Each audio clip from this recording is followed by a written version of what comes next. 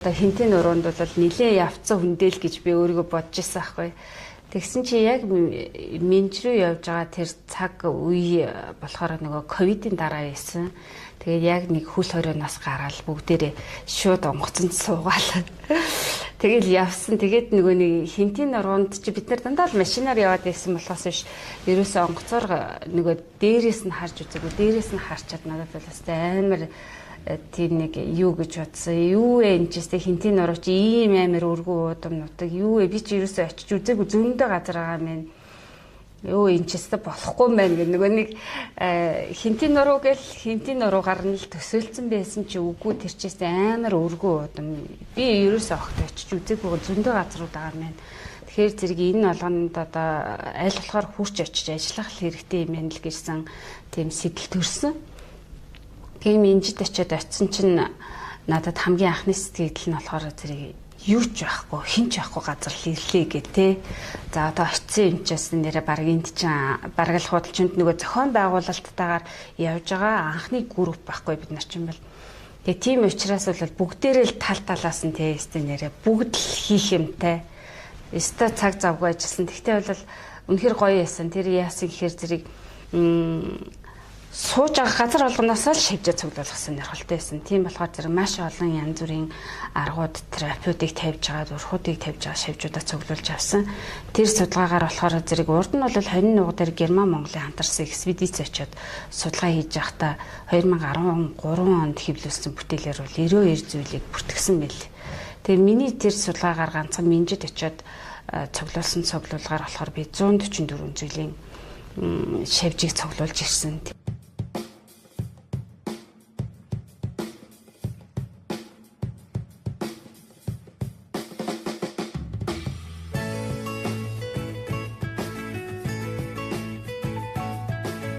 Шинжилгээний Академийн биологи үргэлэнгийн шив зэдлэн лабораторид 2000 оноос хойш ажиллаж байгаа. Хан хэмтийн дархан цааздах газар та бол баг ажилд орсон цагаас ахуулаад яг судалгаа хийдэг газар нутгийн маань нэг хэсэг болсон. Монгол орны ойн санд ялангуяа хинтийн нуруунд бол 5 зүйлийн зөнгөлөх хүнэлт ирвэхээ бол ойн санд бол нөлөөлж байгаа. Энэ болохоор зэрэг Сибирийн хүр ирвэхээ, өрөөсгөл хүр ирвэхээ, Яаковсны төөлөрч ирвэхээ. Мөн дахиад юу ах вэ гэхээр зэрэг бургасны хүр ирвэхээ гэж байгаа. Манай нөгөө онон гол, ерөө гол гэдэг голын сав дагуу нутгуудаар бол маш их хүнэл учруулдаг. Мөн дээрээс нэг л бирээс үлд ирвэхээ гэдэг ингээд 5 зүйл ирвэхээ байгаа. Тэгэнгүүт энэ 5 зүйлийн ирвэхээ маань оширдаг мэдээж юутай зөв тогтолтой тодорхой хэмжээний давтамжтайгаар гэсэн үг. Таныг тэр харж ах үеэс хойш бол нэлээд хэдэн удаагийн давтамжтайгаар бол Монгол оронд хүнэл учруулж байгаа, хит оширж байгаа. 3 дугаар болохоор зэрэг яг энэ дэлхий өөрчлөгдөд байгаатай холбоотойгоор зөндөө олон юмуд болж байгаа. Одоо яг олон улсад бол одоо зүгийг ярьчингууд яг шууд санаанд орж иж байна л да. Яаж байгаа вэ гэхээр зэрэг одоо хэдэн жилийн дараагаас бол хөдөө аж ахуйн салбар уналтанд ороход маш ярхан байна гэж байгаа байхгүй. Яагаад тэгэхээр зэрэг тоос уртыг шивжүүдийн тав толгой эрс буурсан. Энэ бол амар том одоо юу гэж хэлэх юм сенсац мэдээ болол одоо таарч байгаа. Хүчтэй импакт үзүүлж шүү дээ. Тэгээд яаж байгаа юм гэхээр зэрэг шивж гэдэг нь гингүүт хүмүүс нэг тийм нэг хүчтэйгээр хүлээж авдаг байхгүй. Тэнгүүл та одоо удахгүй гурилгүй болох гэж штэ гэд ингээ хэлчихвэл юу яхаар би гурилгүй болох гэдэг. Гурилын шин одоо нөгөө гол тоос үртэйгээд байгаа антид чинь шивж штэ.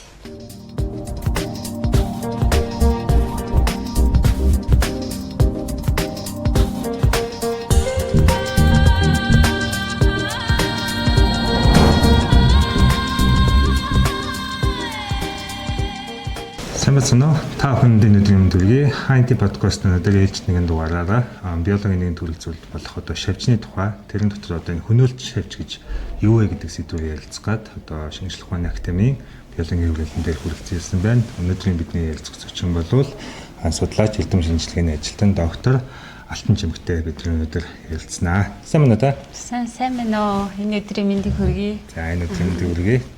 За тэгэхээр та үзэгчдэд эхлээд өөрийгөө танилцуулаач. Та шинжилгээний академийн биологи үрэлэнгийн шив зэдлэлийн лабораторид 2000 оноос хойш ажиллаж байгаа. Хан хэмтийн дархан цааздах газар та бол баг ажилд орсон цагаас ахуулаад яг судалгаа хийдэг газар нутгийн маань нэг хэсэг болсон. Тэгээ сүүлд бол одоо хан хэмтийн улсын тусгай хамгаалалтаа газраас маань хүсэл тавиад хэд хэдэн судлаачдыг нэтгээд одоо нэгдсэн судалгааг хийх бас нэг хөөрхөн боломжуудыг бид нарт үүсгэсэн байгаа. За тэгэхээр бид нар бол ингээд хан хэмтээ гэдэг энэ сайхан газрынхаа одоо төрөл зүйлбэлээр судалсан хүмүүсийн одоо яг судалгааны ажлуудыг онцолж байгаа. Тэгэхээр таны судалгааны ажлуудын одоо чиглэлүүд тэгээд үр дүнгууд өнөөдрийн одоо гол чухал одоо сэдвүүд нь юу гэдэг вэ? Энэ тухай та үзэгчдэд хэлж өгөөч.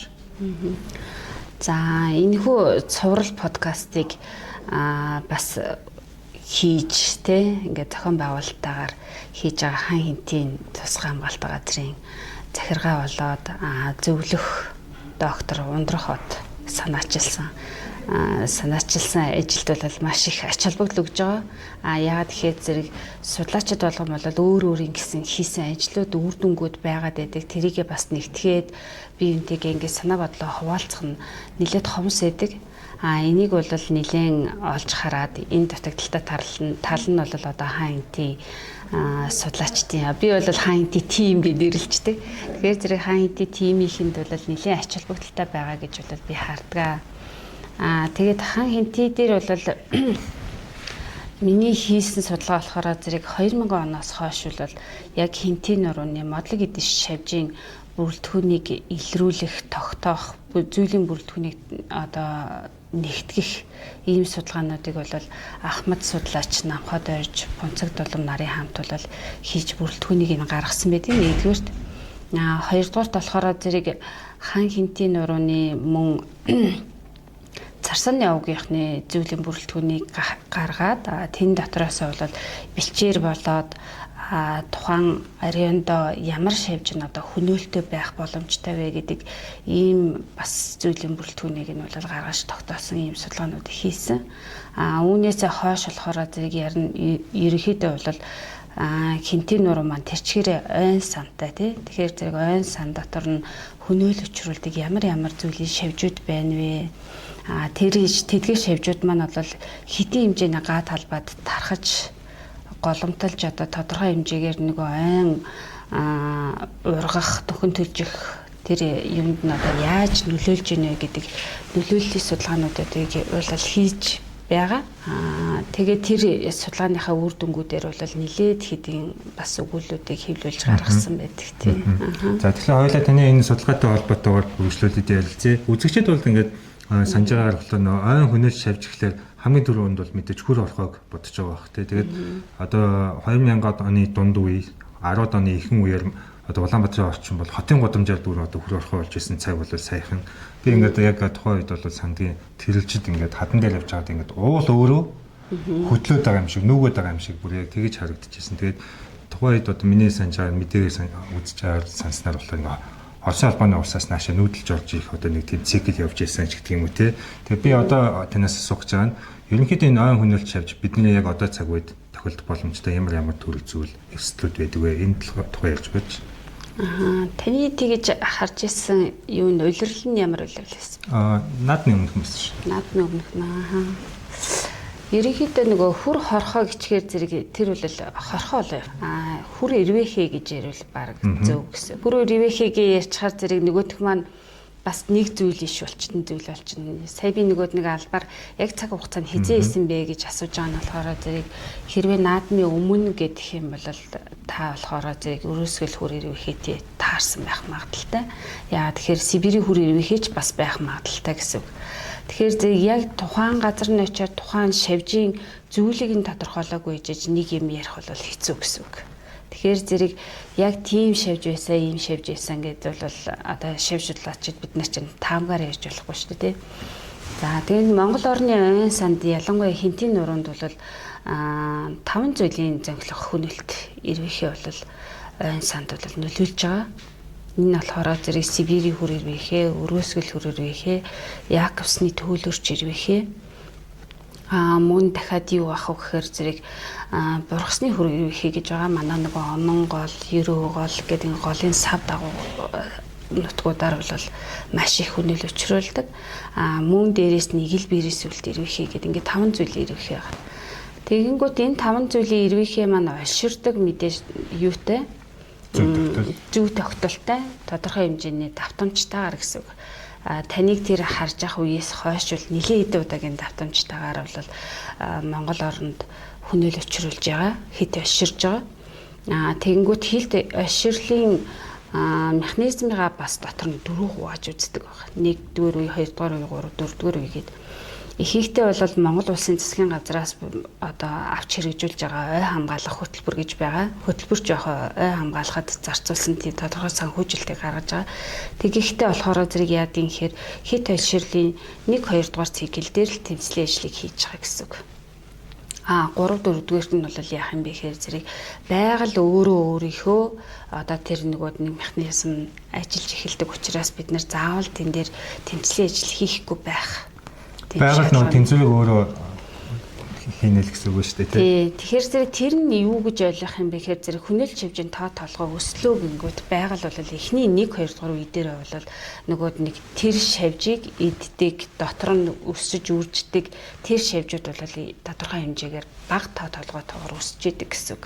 2 дугаар олширлын циклийн төгсгөлөөс 3 дугаар цикл руу орж ирж байгаа үе дээр бол байгаль өөрөө тухайн шавжийн тоо толгойг өөрөө бууруулах хэмжээний махчин, шимэгч, түүгэр хоолдог амьтдын тоо толгой тухайн газарт бий болчдөг гэсэн үг. Тэгэхээр зэрэг заавал тэр газарт одоо тэмцлийн ажил хийж тодорхой хэмжээний одоо химийн бэлтгэл, микробиологийн бэлтгэлээр одоо тэмцлийн ажлыг хийх шаардлага байхгүй болчихно гэсэн. Үзэгчд маань ингээд ойд жишээлбэл ямар нэгэн хүнэл шавж их байгаа үед те энэ хороод цэцээ болохгүй штэ гэж болохгүй нэл гэсэн үг штэ те. Тий, тэр чинь бол тодорхой зөв тогтолтой байгаа учраас нэгэнд одоо тоо толгой буурж байгаа тохиолдолд бол угаасаа улсаас тэмцлийн ажил хийхгүй гэсэн. Байгаль өөрөө цаан чинь зохицуулал нь ажиллаад эхэлзэн. Тийм болохоор тэр бид нэр илүү хэрэггүй хөрөнгө цацах шаардлага байхгүй гэсэн үг байхгүй. Тэгэхээр зэрэг яг хит олширл болж байгаа 1-2 дугаар цикл дээр үе шатн дээр бол заавал тэмцлийн ажлыг хийнэ. Мэдээч яах ч юм бэ гэхээр зэрэг хит олширлын тэр үе дээр бол яах юм гэхээр хүнэл чавжийн нөгөө өсөх одоо тэр тоо толгой маш их өсөх эрчимтэйгээр явж идэг учраас тэр нь хитрхи тийм нэг хомхоо аюултай хэмжээтэйгээр бол идэж устгадаг гэсэн. Идэж хоололдог гэсэн. Тэгэхээр зэрэг яг тэр үед нь одоо модо аврах ажиллагааг явуулах хэрэгтэй гэдэг. Тэрнээс хойшоо бол одоо хэрэггүй. Одоо байгаль угаасаа тэртээ шимэгч нь биеийн дотор нь орцсон байгаа тохиолдолд тухайн хүрэнцэр маань хооллох идэвхэн ч гэсэн буурсан байна гэсэн үг. Одоо ингээд ой модонд одоо бид хайнтыг ярьж байгаа учраас их ой мод ярьж байгаа тийм хүнэл учруулдаг үндсэн эдэн зүйл байгаа. Нэг нь болохоор төмөр, хоёр дахь нь болохоор одоо энэ хүнэлт шавж тийм гурав дахь нь өвчин гэдэг зүйл багш. Бид нэг энэ хоёр дахь одоо хүнэлт шавжныхын тухай ярьж байна. Өмнөдөө бид төмөрийг басаа ярьсан. Тэгээд хүнэлт шавж та хэд нар ингээд амьдрах орчны зураглалын гаргах гад судалгаанууд хийсэн баг. Тэгээ хайнтад одоо анх бол минжрүү очих судалгаа хийжсэн гэсэн тийм. Тэгээ минжрүү очихын судалгааны анхны сэтэл тэгээд яг судалгаанд оролцсон яг тэрийн орчинд байсан дурсамжаас ялж өгөөч. Яг үнэндээ бол нөгөө нэг бид нар минжрүү явсан судалгаа бол бас нэг талаар би ч одоо тэр чинь 2020 он гэдэг чинь бол бас л нэлээд хэдэн жилийн судалгаа хийцэн байгаа шүү дээ. Тэг би одоо хинтийн нуруунд бол нэлээд явцсан хүндэл гэж би өөрийгөө бодож ирсэн байхгүй. Тэгсэн чи яг минжрүү явж байгаа тэр цаг үе болохоор нөгөө ковидын дараа байсан. Тэгээд яг нэг хөл хорионоос гараад бүгдээрээ шууд онгоцонд суугаал. Тэгэл явсан. Тэгээд нөгөө нэг хинтийн нуруунд чи бид нар дандаа л машинаар яваад байсан болохоос биш. Ерөөсөө онгоцоор нөгөө дээрээс нь харж үзээгүй. Дээрээс нь харчаад надад бол амар тийм нэг юу гэж бодсон. Юу вэ энэ ч гэсэн хинтийн нуруу чи ийм амар өргөө удам нутаг. Юу вэ би чи ерөөсөө очиж үзээгүй зөндөө газар байгаа мэн. Юу энэ ч гэсэн болохгүй юм байна гэх нөгөө нэг хинтийн нуруу гэл хинтийн нуруугаар нь л төсөөлцөн байсан чи үгүй тэр ч гэсэн амар өргөө удам. Би ерөөсөө огт очиж үзээгүй зөндөө газрууд байгаа мэн. Тэгэхээр зэрэг энэ болгонд одоо аль болохоор хурч очиж ажиллах хэрэгтэй юм байна л гэжсэн тийм сэтэл төрсөн. Тэгээ минжид очиод чинь надад хамгийн анхны сэтгэл нь болохоор зэрэг юу ч байхгүй, хин ч байхгүй газар л ирлээ гэ тэ. За одоо очисон юм чээс нэрэ баг энд чинь бараг л худалчинд нөгөө зохион байгуулалттайгаар явж байгаа анхны групп байхгүй бид нар чинь бол. Тэгээ тийм учраас бол бүгдээрээ л тал талаас нь тесттэй нэрэ бүгд л хийх юмтай. Өстой цаг завгүй ажилласан. Тэгтээ бол үнэхэр гоё яасан. Тэр яасан гэхээр зэрэг сууж байгаа газар болгоноос л шивжээ цуглуулах сонирхолтой байсан. Тийм болохоор зэрэг маш олон янз бүрийн аргууд, терапиутыг тавьж байгаа, урхуудыг тавьж байгаа шивжүүдээ цуглуулж авсан. Тэр судалгаагаар болохоор зэрэг урд нь бол 20 нуга дээр Герман Монголын хамтарсан экспедиц очиод судалгаа хийж байхдаа 2013 онд хэвлүүлсэн бүтээлээр бол 92 зүйлийг бүртгэсэн байл. Тэгээ миний тэр судалгаагаар ганцхан минжид очиод цуглуулсан цуглуулгаар болохоор би 144 зүйлийн шавжийг цуглуулж ирсэн. Тэр маань болохоор зарим нь бол бас тодорхойлогдоогүй байж байгаа гэсэн үг. Яагаад тэгэхээр зэрэг би ажилдаггүй групп байгаа учраас нөгөөдөлөө бүгдийг миний ялгаа тавьсан байгаа даа. Тэгээ болж их юм бол тухайн группийг судалдаг судлаачид рүүний явуулж агаад дахиж тодорхойлж дахиж бас зүйлүүд нэмэгдэх боломжтой. Тэгээд тэр минжийн судалгаагаар бол надад төрсэн шийдэл маань болохоор зэрэг ерөөсөө хинтийн нуруу гэдэг бол ерөөсөө маш өргөн уудам нутаг юм байна. Тэгээд дээрээс нь тэрийг судлахгүй л болохгүй. Яагаад тэгэхээр зэрэг одоо бол дэлхийн дулаараа уур амьсгалын өөрчлөлт гэдэг ингээд зөндөө одоо ингээд биднээс хамаарахгүйгээр зөндөө их одоо байгаль цаг уурын процессыг яваад байгаа. Тэгсэн чинь нөгөө нэг шавж судлаачид нь сөөхөн байдаг учраас хурц ажилдаггүй, хурц очдоггүй газар зөндөө байгаад байдаг. Магадгүй тэр нөгөө нэг гадны хүчин зүйлийн нөлөөтэйгээр тухайн газрын маань шавж нь устж алга болох аюулт бас байгаа шүү дээ. Тэгэхээр зэрэг тэр болгон дээр нь тийм юм байх магадлал өндөртэй учраас аль болохоор тэр газруудад очиж ажиллах хэрэгтэй юм гэсэн сэтлэл хамгийн түрүүнд төрсөн. Тийм. Хинтийн нуруунд бол нөгөө хуучин байсан 5 зүйл шавжаас гадна нь бол яасан гэхээр зэрэг сүүлийн одоо нэг 3-4 жилийн хугацаанд бол маш олон ой санд нэмэлтээр орж иж байгаа хүнээч шавжууд бүртгэгдсэн. Энд болохоор зэрэг шинсэн дээр болохоор шинсэн механик урч ялаа гэдэг нэг үүсгдэг ийм гал үүсгдэг тийм шавж гараад ирсэн. Тэр болохоор зэрэг яадын гэхээр зэрэг шинсний нахаа яг задрах гэж байгаа тэр процессд нь юу н очдог. Өндгөө шахацдаг. Өндг нь болохоор зэрэг тэр нөгөөд нэг шинсний нахаг ингээд задрах хугацаанд нь задарч чадахгүй болгож ногоо масыг байхгүй болгочдөг. Тийм нэг аюултай юм болж байгаа. Энэ одоо хинтийн нурууны яг зүүн талын хэдэн сумуудын бол нийт сангаар бол тархсан. Тэр бол нэлээд хүнд аюул болж байгаа гэж бол харж байгаа. Яагаад тэгэхээр зэрэг ногоо мас ерөөсөө гарч иж чадахгүйгээр шууд одоо мод хатах аюулд орж байгаа. Тийм нэг аюул. Хүүгийн таслан гэдэг шиг л. Тий, яг үнэ. Яг нөгөөд нэг шилмэс задрах гад ингээд ногоорох гол эренгүүт л задлахгүй байгаа гэсэн үг. Тэгэнгүүт гаднаас нь харчаад хүмүүс яах юм гэхээр нөгөөд нэг херо цогч тий хавар эрт хит нөгөө хүүтэрснээс болоод эрт хүүтэрснээс болоод ногоорч чадсангүй гэдэг ийм шалтгаан хилээд ингээд яваад өгчдөг. Гэвч яг үндэс суурь нь болохоор зэрэг нөгөөх нь тийм гал үүссэн. Тэр гал үүссэн тохиолдолд яах юм бэ? 1 жилийн хугацаанд ногоо мас байхгүй байвал тэр мод шууд хаталтанд ороод эхэлчихнэ гэсэн үг. Хаталтанд ороод ирэнгүүт дараагийн 2 дахь чүнэл шавжууд модлог идрүү ороод ирсэн тохиолдолд модыг аврах боломж байхгүй болно. Давхар цохилтдаг шүү дээ. Давхар цохилт тий. Тэгээд нэг тийм аюул бол одоо хинтийн нуруунд нэг шавжин тийм нэг шавжин. Энэ бол шинс модонд бол тохиолдож байгаа. Нөгөө нэг нь болохоор нарсан ой. Манай хинтийн нуруучин бол нарс хууш гацуур гэдэг ингээд нөгөө мөнх ногоон ой сан бол манай хинтийн нуруун дээр гол цөм байдаг штэ. Тэгэнгүүт одоо яаж юм бэ гэхээр нарсан ой санд маань болохоор зэрэг нарсны бизнес үлт гэдэг калитер айбец гэдэг тийм нэр нь бол тэр шавж бол одоо маш их хүнэл өвчүүлж байна. Сүүлийн 2 жилд бол өстой эрчимтэйгээр манай нэг Сэлэнгэ аймгийн зүүн бүрэнгийн нэг байгаль хамгаалагч эдгийн нэмд орч гэдэг ах. За энэ нэстэ бүтэхгүй түүмрээс илүү шүү гэж тэгжсэн. Тэгэхээр зэрэг маш богино хугацаанд их талбайг хамарсан тийм нүүдэлтэйгээр шийдэл хөдөлгөөн нь маш хурдан дараалтайгаар бол тарж байгаа. Тэгэхээр бид нар одоо ямар хариу аргамж явах вэ? Бидний хувьд болохоор зэрэг сая эхний жилд нь бол энэ ямар зүйлийн шавж вэ гэж ингэж гайхсаар агаад яг үнд бол өнгөрсөн. Гэтэ бол хамгийн анхны юуг нь бол дээжиг нь бол 2023 онд Хинтээ аймгийн тэр чи аль суманд орд юм лөө? Баян Адрахт ордог лөө. Дуурлаг нарс гэдэг чинь Баян Адрах тий. Дуурлаг нарсанд бол бид нэр өөр судалгаагаар явж байгаад бол тэндээс яг эрвэхийг энэ бол маш ихээр ингэж шөнийн гэрэлд нэг шавж барьж сууж байгаад барьсан. Тэгээд хөө энэ ч одоо юу вэ гэд яг үнэндээ бол нэг лимантрити буюу манай өрөөсгөл хүр эрвэхтэй яг ижилхэн нэг овгийн овогт хамаардаг эрвэхээ.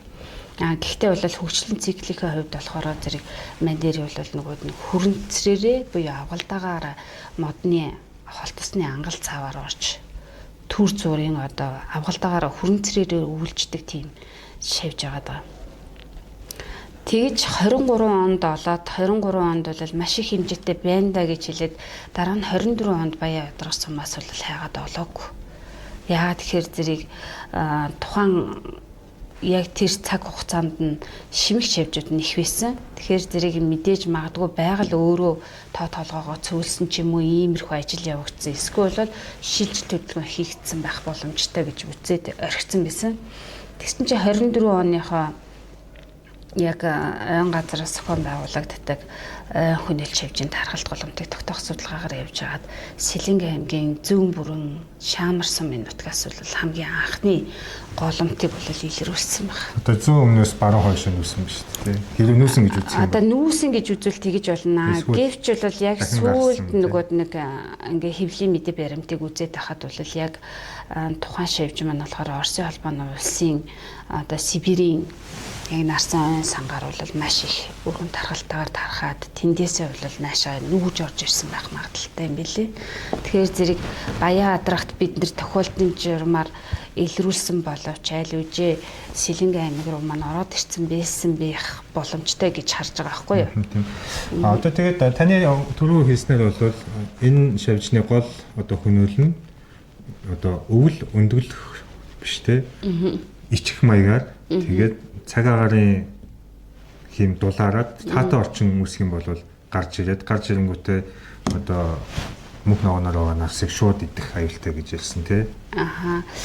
Ер нь бол нөгөөд нэг шинс мод маань болохоор өөрөө шилмүсээ нөгөөд нэг хайдаг тий. Яах юм гэхээр зэрэг нөгөө угаасаа цикл нь тэгээл нөгөө нэг 5 сардаа гарч ирээл 9 сардаа навчааг өвөөл тэгээд өвлийн хэдэн саруудад бол шилмүсгүй байгаа шнэ. Тэгвэл мөнх ногоо модны хувьд бол бүтэн жилийн 4 уйлралтай ногоо масаар байдаг. Тэгээ миний хувьд болохоор зэрэг энэ шавж нэлийн сонирхолтой санагдаад яаж өвлждгийг те. Уг нь бол нарсны биерс үлт гэж байгаа боловч өндгөлчихөж байгаа байхгүй 7 сард өндгөлөөд өндгөлсөн өндгнөөсөө нөгөө хүрэнцэр нь гараад дахиад өвлжих гээд байгаа шиг болчихж байгаа байхгүй. Яг үндэ бол нөгөөд нэг шавж судалдагч гэсэн нөгөөд нэг тухайн шавж болгон чинь зүйл болгон чинь өөр өөрийн амьдралын циклтэй өөр өөрийн мөчлөгтэй байдаг учраас тэрийг нь илрүүлж чадаагүй биологийн судалгааг нь хийгээгүй тохиолдолд тухайн шавжийг таамаглаж одоо тэмцлийн ажил хийх ч юм уу таамаглаж ямар нэг юм хийх ямарч боломжгүй учраас заавал тийг хийх ёстой болчихж байгаа байхгүй. Тэгээ би Сэлэнгэ аймгийн зүүн бүрэн суман дээр болохоор зэрэг өвөл 12 сард очиж үзэж байгаа. Нөгөө тийш цас малтаад байна уу байхгүй байна уу гэд. Тэгээд яг эхний 12 сард очиод очингуудаа бол үнэндээ хүрэнцрээ хайгаа олоогүй хаан ч идгийн бүү мэд. Сибирийн хүр ирвэхээсэн бол нөгөө хөрсөө малтж байгаа тухайд олчондоо гэж бодож байсан байхгүй. Яг л тэр хавцал хүрэнцэр нь байх ёстой өвлжж байгаа хүрэнцэр байх ёстой гэж бодоод ухаадас ерөөсөө олж чадаагүй.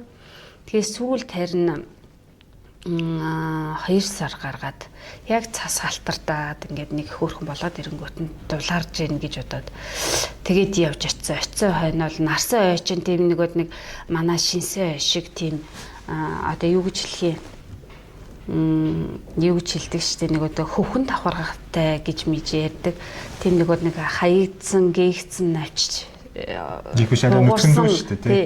Хугарсан мөчөр зөчөр байдаг ш маа шинсэн үед бол тэгэхээр нарсан үед бол тийм нэг юу жилдгэлээ мартчихад байна уучлаарай. Өхөн давхарган дээр тогтсон тэр олон унсан гейсэн тэр мөчрүүд бол байхгүй. Тэгээд гол нь яасан юм бэ гэхээр зэрэг нэг унсан модны нэг холтснууд ихтэй. Унсан мод ихтэй. Тэгээ унаг моднуудын ингээ холтснуудыг ингээ нэгээ үтсэн чи яг тэр унаг модон дотор бол ингээд холтсон завсар нь яг ингээд юугаараа хагас саран хэлбэртэйгээр өвлөсөн хүрэнцрүүд нь олцсон.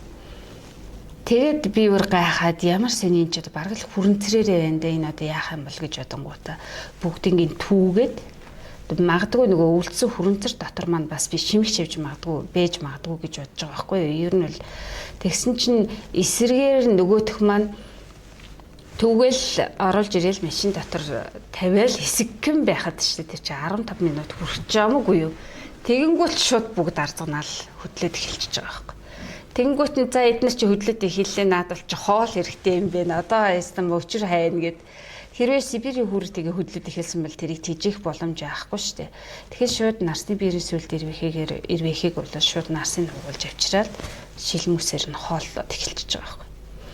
Тэгэнгүүт би шууд бодсон нэг юм нь болохоор за тэгвэл одоо энэ чинь биологийн хөгжлийн циклийн би одоо ингээд бол илрүүлэх боломж байна те. Хэдийн хугацаанд одоо дараагийн гуйжилт болдгийг яадаг гэсэн ийм сонирхолтой юмнуудыг хийх сэтэл төрөөд хийж эхэлсэн л дээ. Лабораторид авчираад бойжуулаад хэдийн хугацаанд одоо дараагийн гуйжилт болж ийн гэх мэтлэнгээр яваад хооллох идэвх нь бол тэр дээрээдээ бол идэвхтэй байгаагүй. Тэгээд нэлээд тасалгааны температуртаа дасан зөгцөөд лабораторийн нөхцөлд бас дасаад тэгээд эрэнгүүт хооллох идэвх нь аажимдаа ингээд сэргээд тэгээд нөгөө би яаж тэр хаасан зүүн бэрэнгээс нарс түүхөвдөө тэгээд хүрээлэнгийнхээ гадаа ургаж байгаа нарсан модыг хотын утаандаас сайхан угааж агаад тэгээд нөгөөтгөрөө тижэж эхэлсэн. Лабораторийн нөхцөл бол шууд тижигдээд шууд яваад өгчөж байгаа гэсэн. Тэгээд би яг байгаль дээрх хүүхэлдээлт хизээ болж ийн лабораторид хэдийд одоо хүүхэлдэйлэх хөгжлийн циклтэй орж ийн гэсэн ийм юмнуудыг бол бас илрүүлж гаргаж ирсэн. Тэгээд нарсны биерийн сүлд ирвэхийг судалж яхад бол маш сонирхолтой байсан. Тэгээд би ямарсандаа гол нь одоо энэ хинтийн нуруунд үүсэж байгаа энэ нь бол нэлээд одоо аюултай ах магадaltaй ч яг ер нь бол аюултай. Яагаад гэхээр зэрэг нодлон 24 онд зөвхөн Сэлэнгийн аймгийн зүүн бүрэн Шаамар гингүүтээ намар нь болонгууд шууд Алтан булаг руу ороод ирсэн ч гэдэм юм. Тэгсэн чинь энэ жилийн судалгаагаар болохоор зэрэг урагшлаад одоо Төв аймгийн Жаргалан цум руу ороод ирсэн. Тэгэхээр зэрэг Монгол орны хэмжээний нарсан ойн санд бас аюул нь үргэлж шүү гэсэн ийм юмыг бол гаргаж ойн газарт ярьж өгч байгаа. Тэгэнгүүтээ энэнийг яаж хамгаалах боломжтой вэ гэдгийг бас гаргах хэрэгтэй болсон. Тэмцлийн ажил хийн гэсэн юмыг бол мэдээж цаанаасаа тавьж байгаа. Тэгэхээр зэрэг тэмцлийн ажлыг яаж хийх вэ гэсэн ийм юмыг бас бид нар зөвлөмж маягаар гаргах шаардлагатай болсон. Тэгэнгүүт манайхаас биологи хүрээлэн шүү дээ. Манай хүрээлэнгийн микробиологийн лабораторийн болохоор Сибирийн хүр ирвэхээтэй бациллус төрөнгийн цэсийн одоо бэлэмлийг гаргаж ирээд тэмцлийн ажлыг хийж байгаа. Тэгээд нөгөө багийнхандаа одоо энэ шавжийг одоо тоо толгойг нь бууруулах боломжийг нөгөө битгээр хийх үү яах вэ гэд. Тэгээд нөгөө хэд маань болохоор нэлээд хэдэн янзын штаммуудыг туршиж үзээд манай энэ яг штамм бол яг энэ дээр ингээ ажиллаж байна гэсэн юм гаргаж ирсэн. Тэгээд энэ зөвлөмжөө бол ойн газарт өгөөд энэ жилээс бол яг нарсны биерийн сүлд ирвэхний тоо толгой тархалтын талбайг хумих тэмцлийн ажлуудыг бол хийж эхэлсэн байна. За тэгэхээр одоо ингээд саяны битэрээ ярьж байгаа энэ шавжны амьдрах орчинд гэвэл яаж зурглах боломжтой юм бэ те? Та ингээд хэлж шүү дээ. Одоо машин дотор 15 минутын хугацаанд л нөгөөдөлж идэвчж ингээд те. Тэгээд мөн лабораторийн орчинд бол тэжээглээ бас нөгөө үр дүн гарч ингээд. Тэгэхээр энэ тоонууд өгөгдлүүдийг те хэрхэн одоо юм цааш нь зурглах боломжтой байдаг вэ? Яаж хийдэг вэ? Та сая хэллээ шүү дээ ингээд одоо хавар гаднаас машин руу оруулж ирээд 15 минутын дотор ерөнхийдөө гисэд идэвчж эхэлсэн. дижээлөхлөөр одоо идэвхжиж эхэлсэн гэсэн тийм. Мөн лабораторид үзүүлэхээр өөр үр дүнтэй яриа идэвхтэй байсан баг. Тэгээд ерөнхийдөө энэ гаргаж авч байгаа дүн шинжилгээгээ цааш нь ингээд ирээдүйдээр ингээд таймлайн гүйлгээд үзээд ийм болох юм байна. Тим хугацаанд тийм байдлаар ингэж нөлөөлөх юм байна гэх хамгуудыг нь ямар арга замаар гаргаж авдаг юм бэ? Миний хийсэн нь болохоор зэрэг ерөнхийдөө нөгөө нэг шавжийг нөгөө байгаль дээрээ байгаа нэг хэсэг нөгөө хэсэгт нь болохоор лабораторийн нөхцөлд авчираад лабораторийн нөхцөл гэдэг бол яах юм гэхээр зэрэг тодорхой тогтмол температур чийг өгнө гэсэн үг шүү дээ. Байгаль дээр бол нөгөө байгалийн өөрийн ясаараа салхи юу гэх ингээд нөлөөллүүд нь байгаль дээрх байгаа нөлөөллүүд байгаа. Тэгэнгүүт яах юм бэ гэхээр зэрэг тухайн шавжид маань яг юу нөлөөлөд байна вэ? Тэ юу нөлөөлөд нөгөөдгий шин илүү хурдан богино хугацаанд ч гэдэм юм ингээд хөгжлийн цикл нь явагдах боломжийг үүсгэж байгаа юм бэ гэдэг имийг гаргахад бол лабораторийн нөхцөлд авчирч бойжуулах шаардлага гардаг.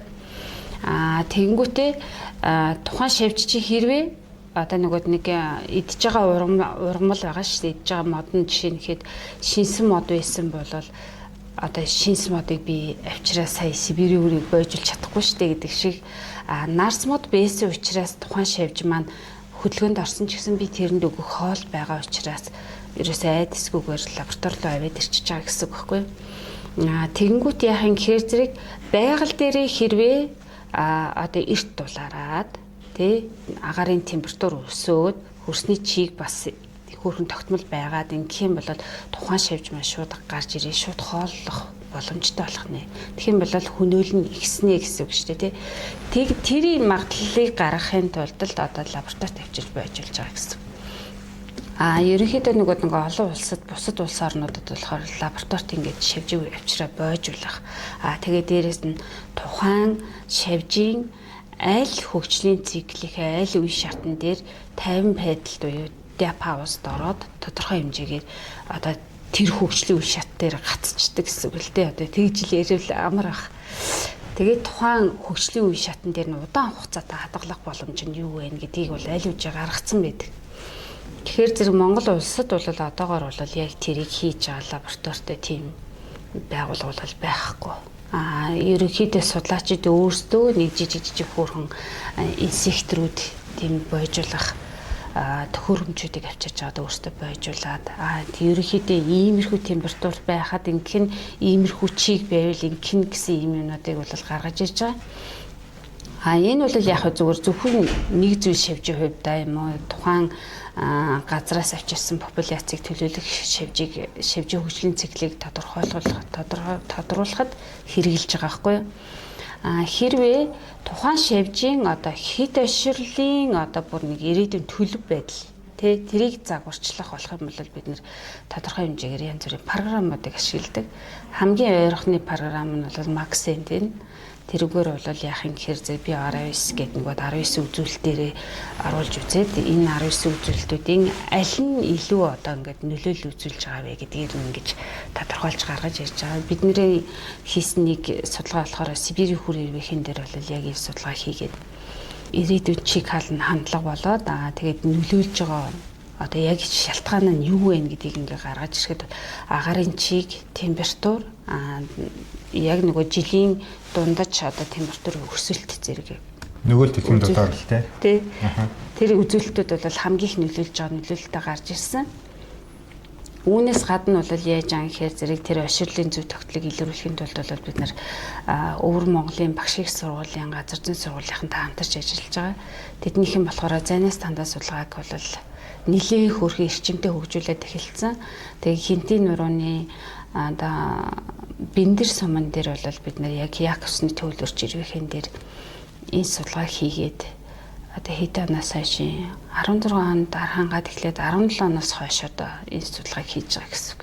Жил болгон тухайн газартаа очиод тогтмол хэдийгээр яг усны төвлөрч ирвэхээ 17 онд амар хөнөөл учруулж исэн боловч одоогоор бол бас тэнд бууралтын шатанд орсон. Буурсан байсан ч гэсэн тухайн газрын одоо энэ цаг уур орчны нөлөөлөл нь одоо яг ямар болж байгаа гэдгийг одоо хүртэл судлаа явж байгаа гэсэн. Дараагийн цикл гарч ирэхдээ л одоо бүх одоо юунуудыг орчны үзүүлэлтүүдийг үзэж агаад дараагийн цикл гараад ирчингүүт одоо энд бол хамгийн том суурь дата өсөж чинь гэсэн. Тэрнээсээ дараачийнхаа прогнозыг гаргах боломж үүснэ гэж бид нэр хараад тэмдэглэж тодорхойлоо явж байгаа. Та сая хэлсэндээ та ингээд хаантыг агаар дээрээс авах ямар уудам юм гээд тий. За одоо тэр уудам орон зай хоёулаа ингээд сая 700 квадратаар симуляц хийж үзсэн юм бол та энд шавжтай холбоотой нэг дата одоо 2035 онд 40 онд яах юм бэ гэдэг үүсгэж чинь тийм үү. Гэтэл надад нэг сонирхолтой асуулт санагдаж байгаа юм. Одоо жишээлбэл ой судлалын хүмүүс бол ингэж хэлж байгаа байхгүй.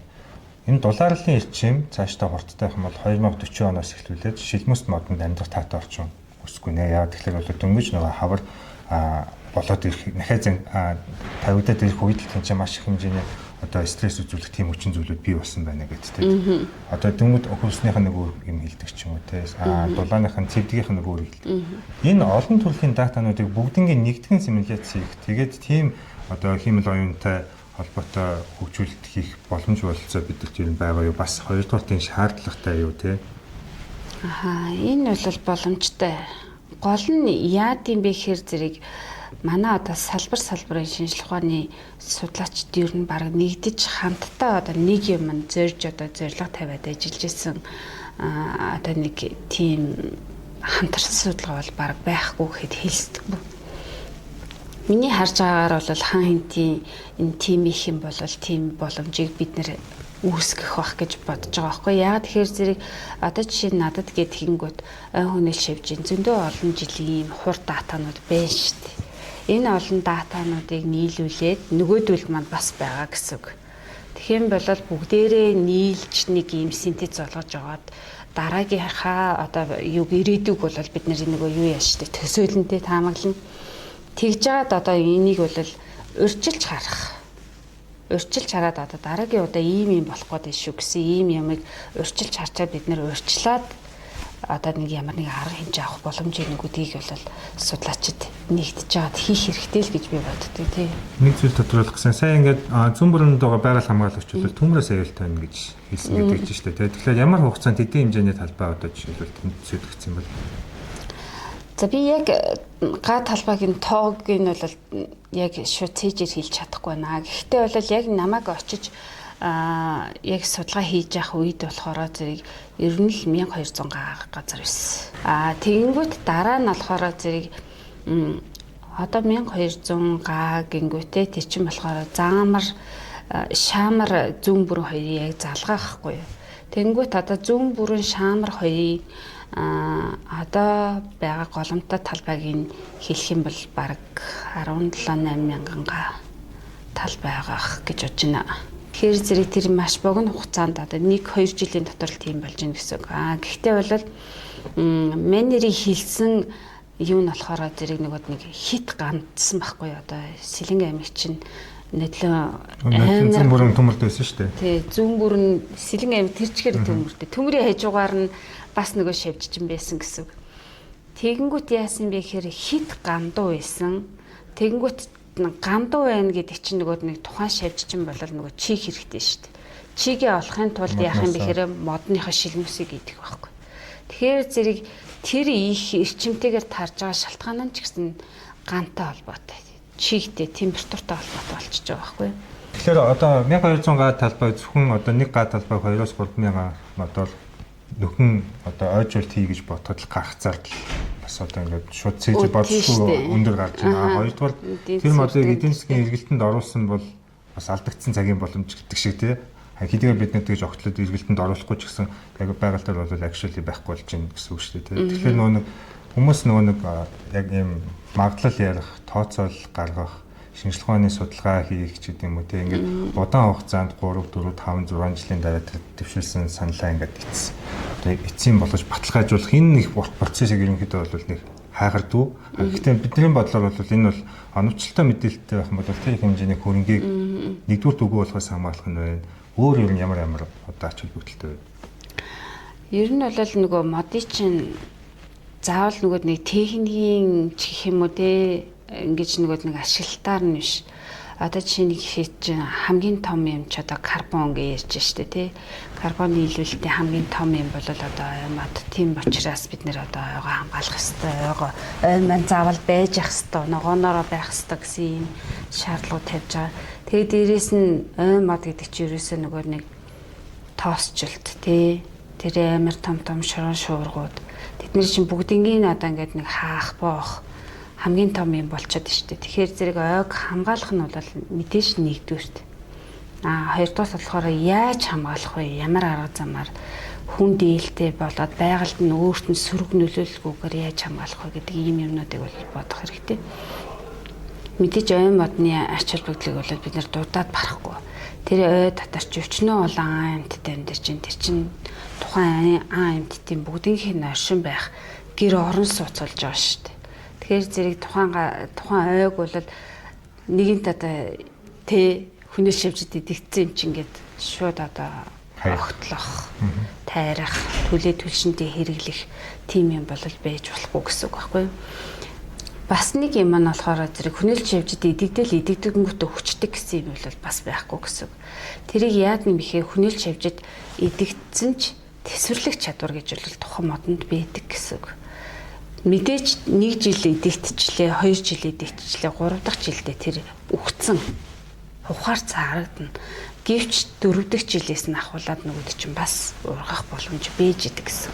Бид нар үндэсний системд орой болж байгааг бас тэр болон мэдгүй шүү дээ. Тий. Тэгэнгүүт тустай олон бий юм гэж байна. Тий, зөндөө олон юм болж байгаа. Хамгийн гол нь яах юм бэ гэхээр зэрэг тухайн мод энэ жил навч шилмэсний хүнээс шивжээр идэгдсэн ч гэсэн жил дараалаад идэгдсэн ч гэсэн 2 дахь хүнээс шивж буюу иш модлог руу н орох шивж оруулахгүй байх.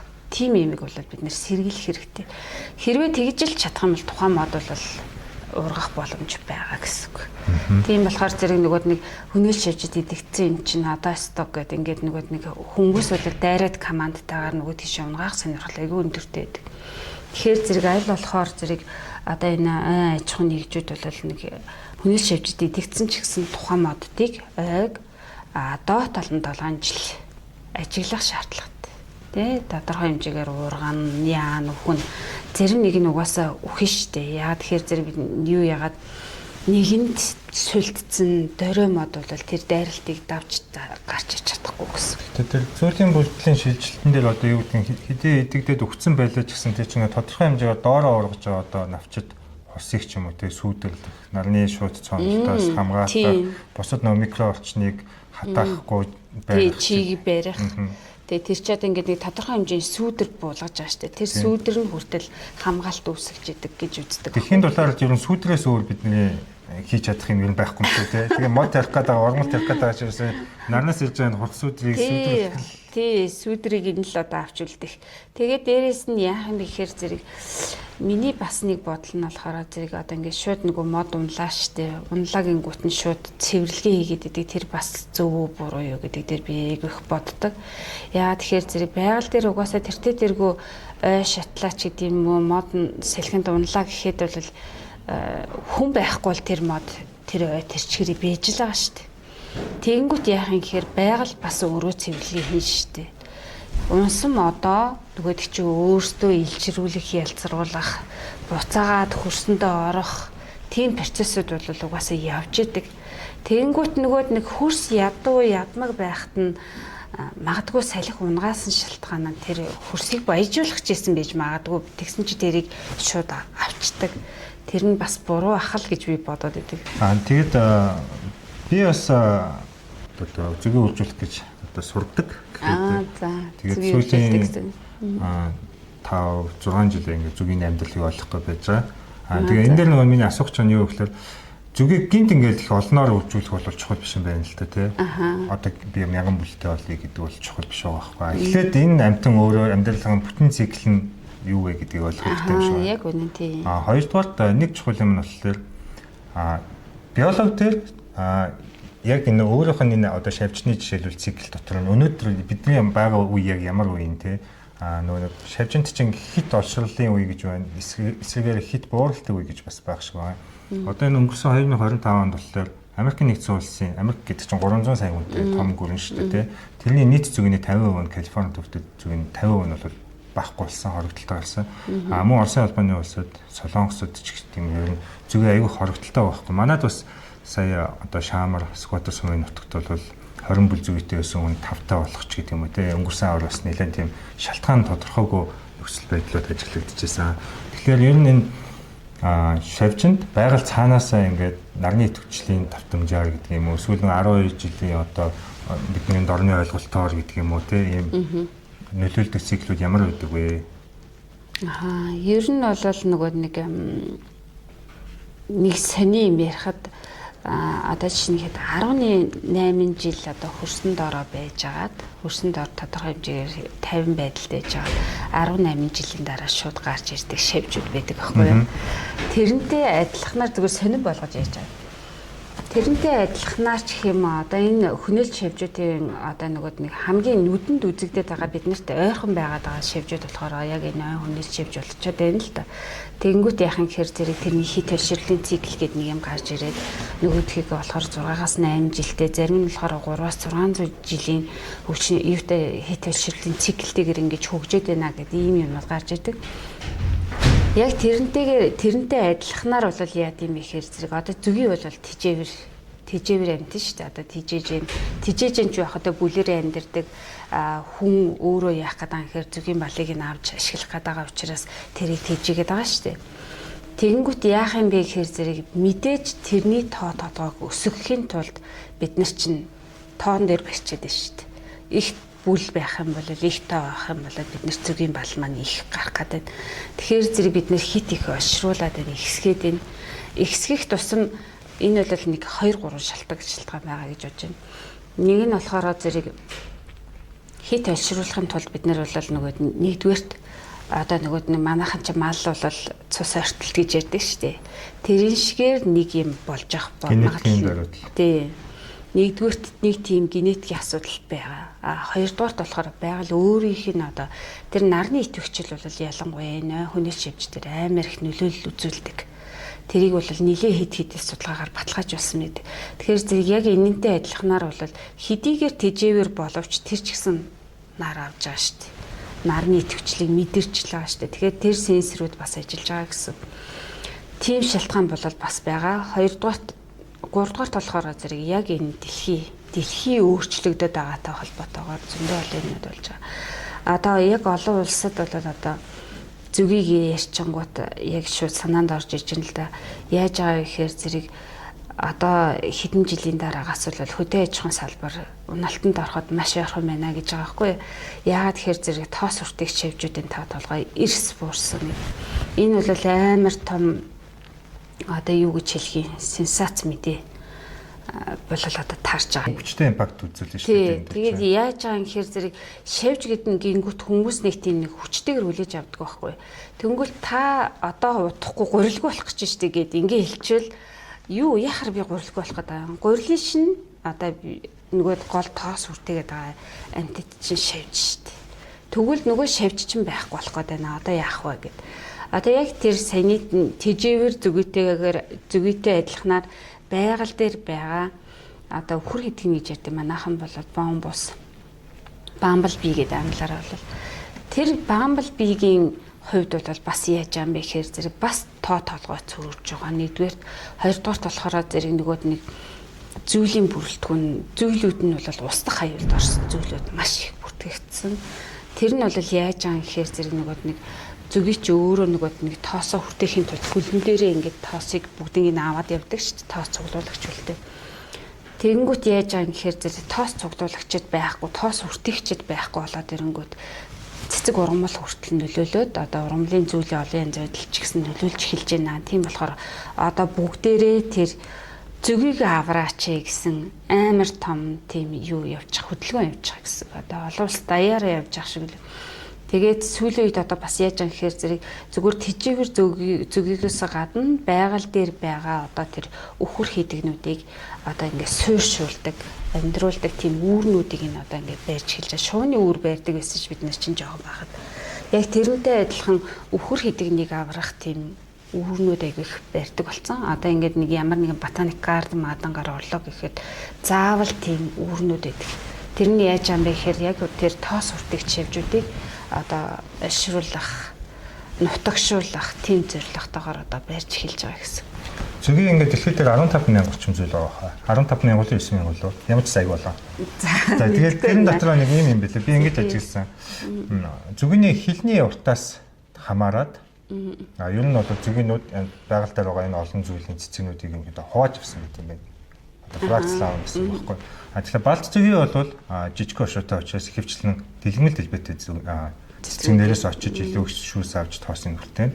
Таны нэр дурдсан бамбал бий болохоор ийм хонхорцог хэлбэртэй гүн цэцэг дээр илүү ажилдаг. Байгаль дээр ч гэсэн ажиллахад бол тийм бид байхгүй. Зөвгүйчд бид нар чинь бэлчээ сонгох гээд нөгөө очиод нэг цэцгнүүдээ ингээ харна шүү дээ тий. Харин тийм. Сайхан цэцэгтэй ингээ бүх газар уустыг чинь тавихгүй. Тэгээ бас нөгөө тухайн орчныг харна, агаар чигч ямар юм ч гэдэг юм тий.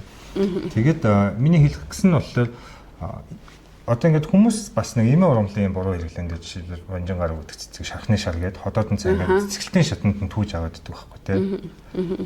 Тэр чинь юу гэж нэрлэнэ таны саяны нийт дурдсан зөвгөний тижээлийн орчин бас байхгүй болгож байна. Байхгүй болгож байна тий. Эмээ урамлын нөгөө нэг түүх хугацаа гэж байдаг шүү дээ тий. Тэр хугацаагаа дааж бүрдөөгөөс болоод бол тэгтээ энэ бас сони юм билээ. Яг тэр шахны шарын хувьд болохоор зэрэг ерөөсөө үрлүүлэхгүйгээр яг бундуулсан байхад нь авах ёстой ч гэдэг юм. Ийм нэг сони буруу ойлголт байхгүй тий. Тий, буруу ойлголт байгаа гэдэг. Тэгэнгүүт яаж байгаа юм гэхээр зэрэг тухайн шавжийн одоо жишээ нь хэд яг тэр өхөр хэдэгний хувьд бол тэр цэцгээр ганцхан тэр зүйлийн цэцгээр хоололдог тийм шавжууд байгаа гэсэн. Тэгэнгүүт тэр хоол наахгүй юм чи нөгөө шавж чинь тэгээ өхөн гэсэн. Үүргүүд нь үлдээч чадахгүй. Тэгээд тэр цэцгийн бал тоос нь хизээ гарах мэдээж цэцэг дэлгэрсэн хойно л гарч таараа. Тэр болтол яах юм бэ гэхээр зэрэг тухайн шавж маань бол агуулдаа хөгжил ингээ явсаар агаал яг тухайн цэцэглэх үед нөгөөдөг чинь яг гой биеийг үүсэж байгаа шүү дээ. Яг тэр хугацаанд нөгөө цэцэг байхгүй. Тэгээд одоо нөгөө шавж маань бас өгөх айлд орж байгаа гэсэн устгах айлд. Одоо жишээлбэл 21-д боллоо нөгөө маш ховор гэдэг цахилмаа гэдэг цэцэг байгаа гэж байгаа шүү дээ. Тэгэхээр тэр цэцэгний бас нэг тоос уртагч ямар нэгэн тустай шавж байх ёстой гэсэн үг шүү дээ. Тий. Яг нөгөө зарим нь бол нөгөө өөрөө өөртөө тоос үртээгч гэдэг юм уу ийм шавжууд бол байгаа. Зарим салхиар тоос шавжгийн урамлууд салхиар тоос үртдэг ч тийм ээ. Зарим одоо сонгомлогоор байдаг шавжууд юуны урамлуудын хувьд болохоор зөвхөн шавжаар тоос үртдэг.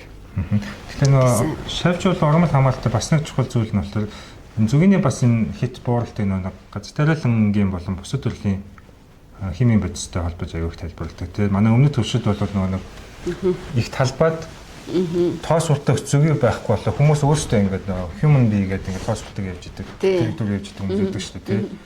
Тэгээ хүмүүс нөгөө нэг энийг яагаад би бас яриад байгаа юм гэхэл энгийн одоо арт иргэд гаднаа жоохон мод тарьсан эсвэл ямар нэг юм хийсэн эсвэл одоо бисаа хорж гэх юм уу. Тэрнээс бол хор айгүйх одоо ам дамжуулж хэрэглэх их хандлагатай байдаг тий. Бид нар ямар нэгэн тийм сөрөгийн нөлөө байгаа юу? Байгаа. Бэлгүй яах вэ? Яг тэгэхээр зэрэг бид нар зөвхөн урамлаа бодоод нөгөө хажууд нь байгаа шавжаа амттай боддоггүй. Тэгээд нөгөөд нэг цацсан одоо нөгөө химийн бодис маань ч гэсэн тэр урамлалд яаж нөлөөлж байгаа нөлөөлөл нь юу вэ гэдгийг ч бас мэддэггүй гэсэн. Яг тэгэхээр ард иргэдэд одоо нөгөөд нэг түгээн дэлгэрүүлэх гэдэг юм уу өөрсдийнх нь бас нөгөө суур хур мэдлэг гэж байгаа шүү дээ. Тэр боловсролын дутууч юм уу тийм байдлаасаа болоод амар химийн бэлтгэлүүдийг айгүй их цацж байгаа. Би нэг газар очисон чинь ямар утсан ч мэдэхгүй яаж найруулдгаа ч мэдэхгүй тэгсэн мөртлөөсөө энэ ингээс айгүй сайн шавж устгадаг л гэдэг байгаа байхгүй. Тэгэнгүүт ингээ харсан чи ерөөсөө баг нөгөө өөрөө үнэртэй ингээ салхинд орон зогсоод унах үнэрчгэл юм би өөрөө саваад унахаар тийм амар хортой бодисуудыг хэрэгжилж байгаа хэрэг. Тэгэнгүүт тэр бодис маань яаж байгаа гэхээр зэрэг мэдээж ургамал дээр буугаад ургамлын бодисын солилцоогоор одоо ингээ бүгд явж байгаа гэсэн үг шүү дээ. Бодис эргэлтэнд ороод явж байгаа. Тэгэнгүүт яаж одоо тийм дотор өөр нэг бодисууд үүсэж байгаа гэдгийг харилцуулалт үзүүлж байгаа тийм. Буцаад чи өөрөө хор идэх магадлал өндөртэй шүү. Яагаад ийм юм цацаад байгаа юм бэ? Өөр зүгээр энгийн аргуудаар одоо тий нэгэнт устгах гээд байгаа юм бол өөр юмнууд зөндөө шүү. Тэгээд дээрэс нь дахиад нэг юм хэлэхэд бол бордоо гэдэг нэг юм ашиглаж байна. Дандаа химийн бордоонууд юугийн ч мэдгүй ямар ч найрлага нь мэдгүй өөстөө нэрээс томроод идэв. Томорхон чухал агаад идэв. Гэвч яагаад томроод байгаа юм бэ? Тэ чи усны агуулмж нь өсөөд байгаа юм уу? Эсвэл тэн дотор өөр нэг бодиснууд үүсээд байна уу? Ийм зүй тогтолыг мэдэхгүйгээр ерөөс амар хим хэрглэж байгаа. Жишээ чинь илдгээр амнаас ам дамжуулаад тэгээ бие биендээ ингээд дамжуулаад ингээд явчихдээ л зүгээр л би жижигэн ногоо тарьж байгаа айлуудаар явж утсан.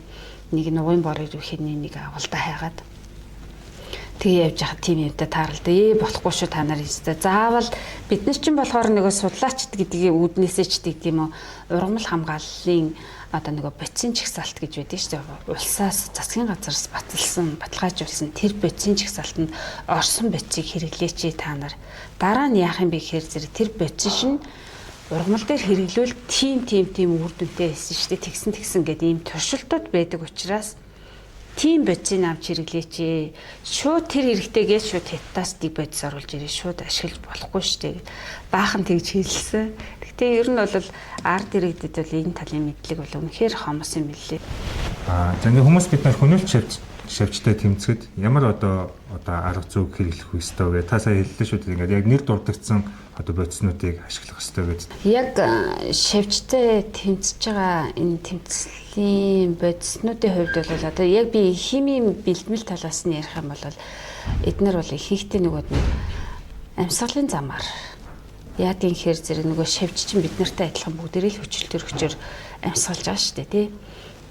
Тэгэхээр зэрэг амьсгалын замаар нь одоо нэг амьсгалыг боогдуулах тэгж бол алдаг хүлдэг. Тэгтээ бол дээр нь нэмээд бол химийн бэлтгэлээс гадна микробиологийн бэлтгэл гэж байгаа. Эднэр нь болохоор зэрэг яад юм ихээр зэрэг тухайн одоо цацсан бэлтгэл маань иддэг идэж болдог ургамал дээр нь бууна гэсэн. Ургамал дээр нь буугаад буусныхан дараа яах юм гэхээр зэрэг тухайн шавж маань нөгөөх иддэг ургамлаараа хооллоод хоол боловсруулах эрхтний системийг тоглолтуулаад яах юм гэхээр жишээ нь хийхэд BT болохоор зэрэг нэг хоол боловсруулах эрхтний системд ороод оронгуудаа нөгөө уургийг кристалл үсгээд талст үсгээд тэгэнгүүт нөгөөх нь бодисын солилцоо хэвийн явагдах байгаад тунцчаад тэгэнгүүтээ нөгөөд чи бүгд нөгөө нэг доторх дотроо бие доторх байгаа бүх шингэнүүд нь одоо задраад ингээд нэг шингэн байдлаар ногоон өнгөтэй болоод задарч хүрдэг.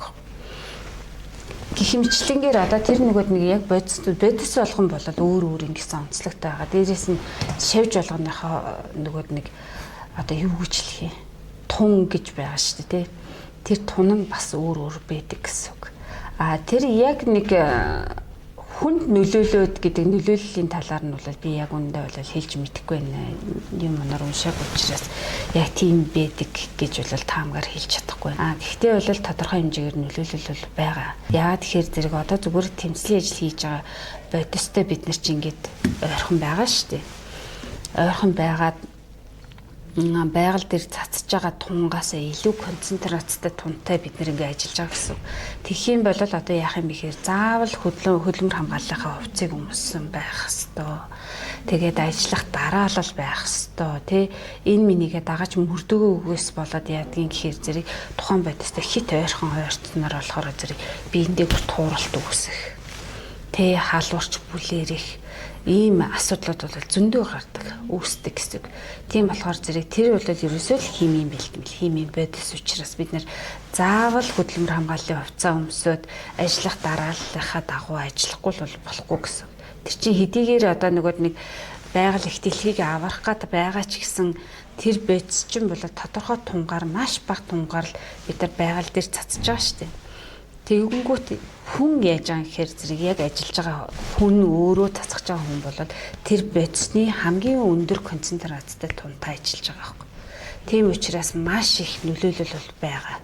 Зүгээр л үнэр тэгэхэд л тархитлохоо эрэг их юм байгаа юм чинь тэрнээсээ үүдсэн зөндөө олон өвчлөл бол гарахад ерөөсөө эрсдэлгүй угаасаа байгаа. Би бол байгаа л гэж бодож байна. Яагаад тэгэхээр зэрэг одоо бүтэн зунжанга тэр бодистай ажиллаж байгаа одоо манай тариаланчид байна.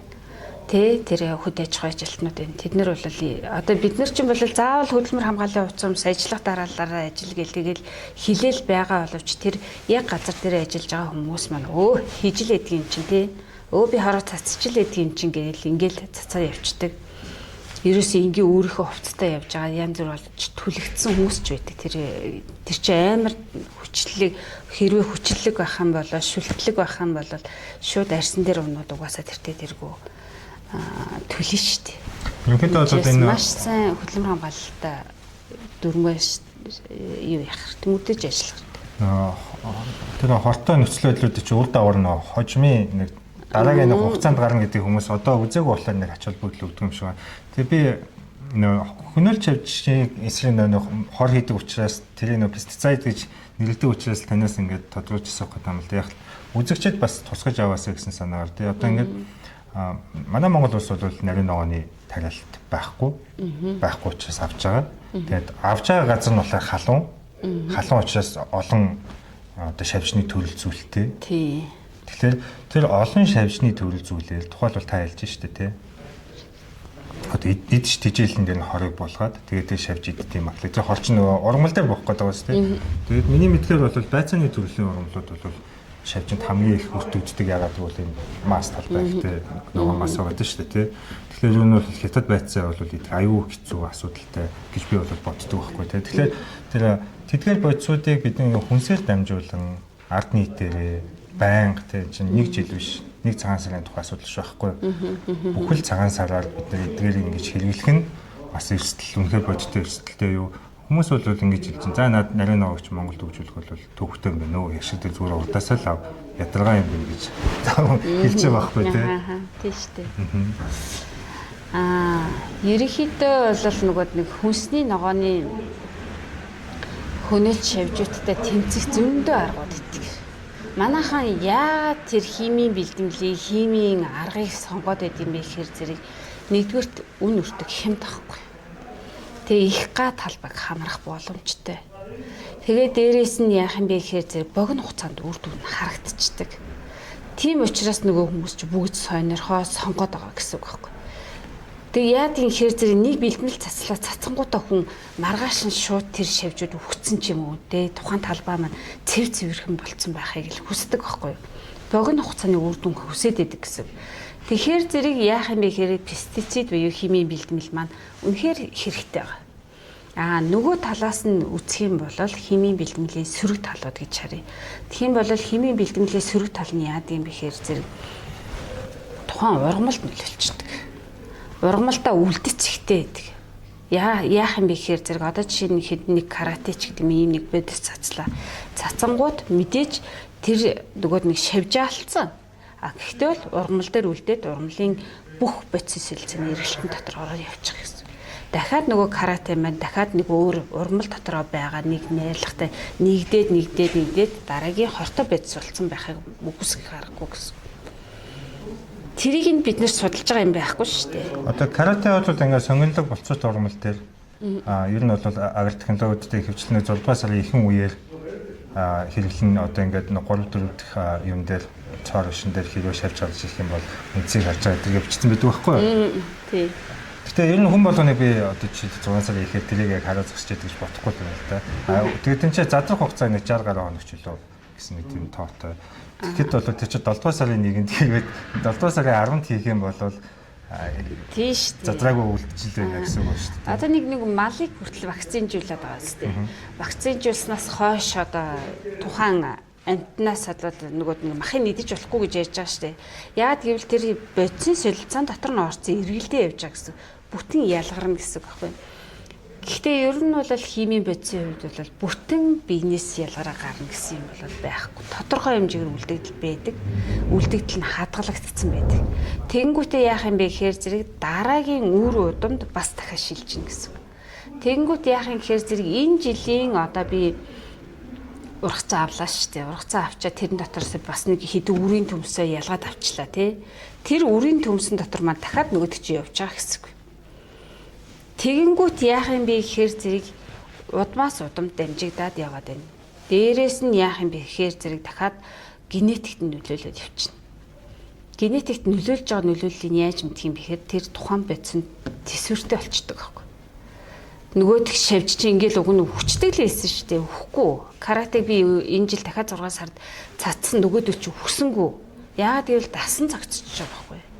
Гэх мэтлэнгээр ийм нөгөөд нэг сөрөг нөлөөллүүд байгаад байдаг. Энэ нөлөөлөл тэгээ дээрэс нь ургамлаас гадна дахиад хөрсөнд нөлөөлсөн байждаг. Тэгэнгүүт ерөөсөө хүмүүс яа гэм тэгэхээр өнөөдрийн үр дүнгээ хараад дараагийн үр дүнгээ мартаа өвчдөг гэсэн. Хэрвээ та юм тарих гэж байгаа бол ерөөсөө хор хэрглэж болохгүй. Тэр газрын хөрсийг ерөөсөө юу яа одоо нэг байх ёстой найрлаганаас нь өөрчилж болохгүй. Тэгээ дээрээс нь хөрс чин ганцхан одоо хими байцаар дүүрэн байдаг биш шүү дээ. Хими найрлага, хими ганцхан хими элементээс үүсэж байгаа юм.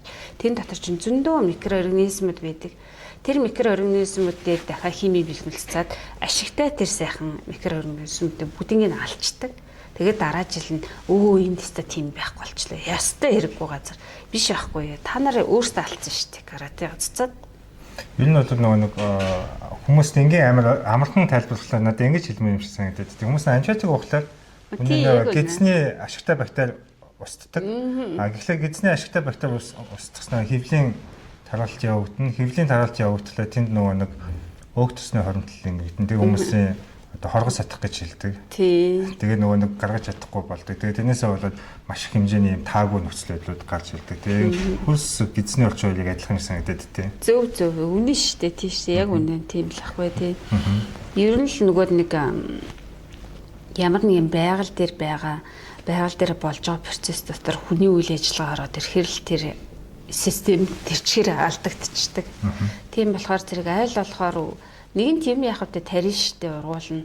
Гэхдээ бол тэнд яаж одоо ямар тактикаар тухайн газартаа нөгөө нэг хор хөнөөл нь багтай ямар арга зам бэ гэдгийг л заавал нөгөө үн өртөг бодцоод байдаг. Эдийн засгаа багхан шиг бодож жагаад яг ашигтай тэр газрыг нь олж ашигтай аргаар тэнцлийн ажиллаа хийж явуулах нь чухал байхгүй юу. Одоо жишээлбэл би бол газар тариаланд хамгийн одоо нэг орчин үеийн зөндөө арга шийдлүүд байдаг. Жишээлбэл тэнцлийн ажлыг заавал нөгөөд нэг юугаар явуулахгүйгээр хими бэлтгэл засахгүйгээр агротехникийн аргуудыг хэрэгжилж болно. Хоёрдугаарт болохоор зэрэг одоо шавжаас айгаад байгаа бол шавжийг татдаг зөндөө олон аргууд байдаг хөөе. Одоо жишээ нь физикийн аргууд байна. Физикийн арга гэдэг манай яхин гэхээр зэрэг шөндөө та гэрэл асаагаад тавьчих болно. Тэгээд тийм болоод шинэ идэвхтэй шавжууд чинь тэр гэрэл дээр чи хурж ирээд доошоо унаад усандаа ороод өгчнө. Эсвэл бол та яах юм бэ гэхээр зэрэг өдөртөө нөгөөд нэг өнгөн дээр ирдэг, цэцгэн дээр ирдэг шавжууд байгаа шүү дээ. Тийм бол та шар өнгийн тавг, улаан өнгийн тавг, цэнхэр өнгийн янз бүрийн тавгнуудыг авчираад ингээ байлуулчих байна. Тэр дотор чинь нөгөө шавжууд ч ороод бүгд өгч. Одоо Японд бол нөгөө нэг юм тунгалаг тортцсон байгаа юм л да. Тэгээд тор нь болтоо нөгөө нэг юм нарны туяагийн гялтганан ойлгогч те. Тэгэл ганцхан торол татсан. Тэгээд тэрийн талбайд ерөөсөө шавж огт ирэхгүй байдаг ч юм уу те. Тийм маш олон хөлбөрүүд багш байна. Тэгээ ер нь бол ингээд мэдээж бид бол хаантын тухай, байгаль орчны тухай, шинжлэх ухааны тухай ярьж байгаа. Тэгээд нэг шавж болон шавжтай холбоотой сэдв байсан учраас үзэгчдэд бас ингээд хамааралтай байх болов уу гэдэг. Жохон сэдв хазаалаа. Тэгвэл танаас одоо миний сүүлийн асуух гэж зүйл ер нь бол ингээд бидний хаантын холбоотойгоор те нөхцөл байдал ямар одоо хор өнөөл учиж болохоор байгаа. Бидний ямар хариу амжилт авч болох вэ? Тэгээд хэрхэн одоо зургалж дүгнэх вэ гэдэг нэлээд өргөн сэдвээр ярилцлаа гэж бодож байна. Тэгээд ер нь бол та миний одоо асуугааг өөр хэлмээр байсан энэ хамаалалтай холбоотой тийм хариу амжилттай холбоотой хэлмээр байсан өөр зүйлс байгаа юу? Ер нь бол бараг л бүх талаас л хоёулаа сайхан ярилаа. Ойрд бас нөгөө хаан хинтийн тухай бас яриаг удацсан байсан байна. Тэгээд ерөнхийдөө бол юу гэж хэлэх вэ гэхээр зүгээр л нөгөө нэг объектыг бид нар тал талаас нь ингээл судлаа л гэдэг аахгүй. Тэгээд нэгдсэн одоо ингээд нэг одоо нэгдсэн энийг рамзангидад ингээд ороод ирэх юм бол тэр судалгаанууд нэгдээд тэр олон датануудыг нэгтгэхэд ингээд ороод ирэх юм бол хаан хинтийн улсын тусгай хамгаалалтаа газрын одоо хамгаалах менежментийн төлөвлөгөө те тэгээ ирээдүйн чиг хандлага эднэрийг бол бид нар бол гаргах одоо бүрэн боломжтой гэж боддог. Тэгээ дээрээс нь юу хийх шаардлагатай вэ? Ирээдүйд бид нэр одоо юу болно гэж бодоод урьчилж алхах вэ? Энэ иймэрхүү юмнуудыг бол боловсруулахад бол нэг зорилготой, нэг чигтээ ингээ ажиллах юм бол нэлээд гой үр дүнтэй ажлуудыг хийх боломжтой. Тэгээ дээрэс нь одоо ерөнхийдөө бол нөгөө хашмаад маргад дарахтай хамт олон бол энийг харцсан учраас судлаачдыг ингэж өөрсдөө татаж аваад ингэ ажиллаж байгаа хаа гэж бодож байгаа. Тийм болохоор зэрэг одоо тусгай хамгаалалтаа газрын одоо хамт олонтой бол ажлын амжилт хүсье.